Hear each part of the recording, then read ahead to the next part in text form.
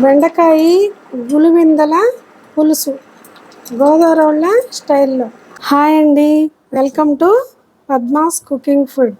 మనం ఇప్పుడు గులివిందలతో పులుసు చేసుకున్నాం, అది గోదావరి వాళ్ళ స్టైల్లో.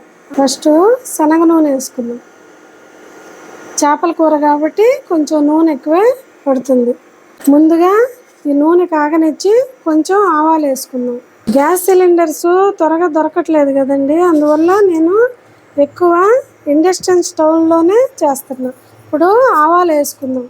ఈ ఆవాలు చిటపట అనిన తర్వాత పచ్చిమిరపకాయలు వేసుకుందాం, 2 పచ్చిమిరపకాయలు. ఇప్పుడు కొంచెం ఉల్లిపాయలు, కొంచెం కరివేపాకు, ఒక ఎర్రగడ్డ సన్నగా ముక్కలు తరిగి వేసుకున్నాం. తర్వాత కొంచెం కరివేపాకు, ఈ 2 మంచి వాసన వచ్చిందాక వేయించుకుందాం.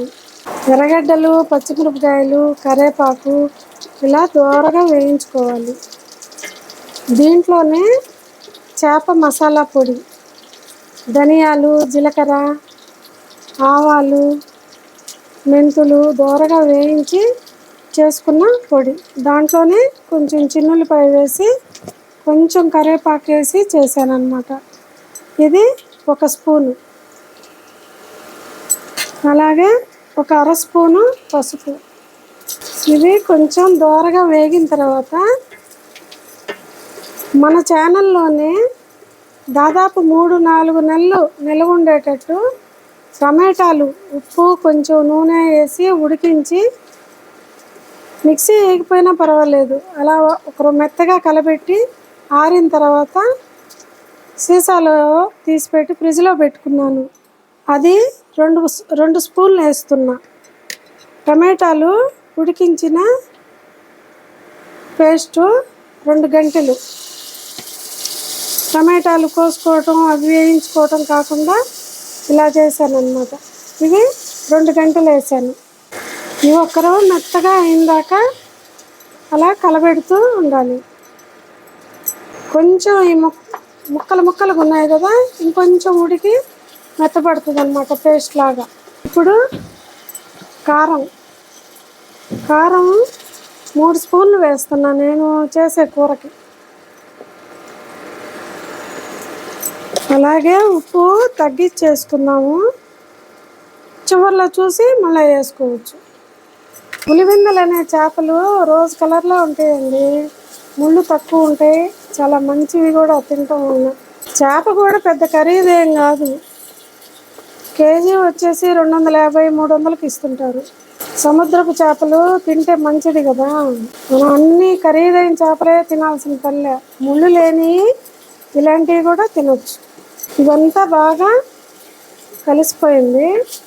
ఇప్పుడు గోదావరి వాళ్ళ పులుసు అంటున్నాం కాబట్టి కొంచెం అల్లం వెల్లుల్లి పేస్ట్ వేసుకున్నాం. ఇది ఒక 1/2 స్పూను. ఇది కూడా పచ్చివాసన పోయిందాక కొంచెం వేపుకుందాం. మా కూరలు మీకు నచ్చుతుంటే లైక్ చేయండి ప్లీజ్. ఇప్పుడు దీంట్లో ఇవి వేగిందండి, పచ్చివాసన పోయిందాక వేపుకున్నాం కదా. దీంట్లో ముందుగానే చిన్న బత్తాయి సైజు చింతపండు నానేసుకొని పులుసు తీసుకున్నా, అది పోస్తున్నా.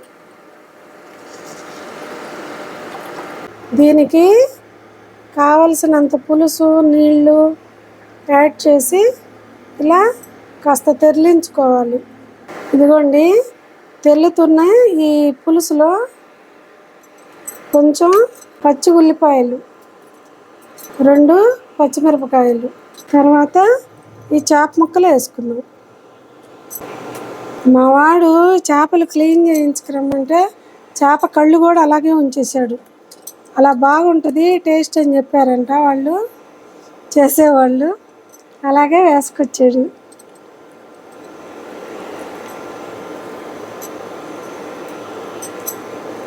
ఒకసారి ఈ విధంగా ట్రై చేసి చూడండి, చాలా బాగుంటుంది. ముక్కలన్నీ పులుసు తెల్లిన తర్వాత వేసేసుకుందాం.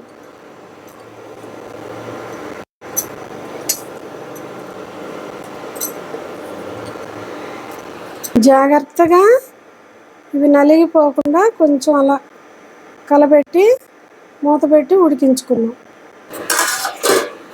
పులుసు ఈ చేప ముక్కలు వేసిన తర్వాత ఒక 5 నిమిషాలు ఇట్లా బాగా ఉడకనిచ్చి ఇప్పుడు బెండకాయలు వేసుకోవాలి. బెండకాయలు వేసిన తర్వాత సిమ్లో పెట్టి ఉడికించుకోవాలన్నమాట.